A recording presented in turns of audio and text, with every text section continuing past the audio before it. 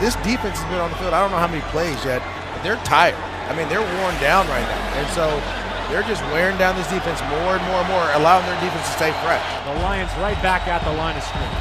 From the 12, Goff back to throw. Aaron Donald hits him. Throw end zone. It's picked. Intercepted at the goal line by Jalen Ramsey. Right sideline 20. A stiff arm as Ramsey preserves a 25-19 lead. The two megastars on defense for the Rams show up in crunch time. Donald the pressure and the hits. Ramsey the interception at the goal line. Hey, that's a big guy. I know there's a lot of complaining when you pay one guy, especially two guys on defense, $100 million or more. But look, they just proved it there.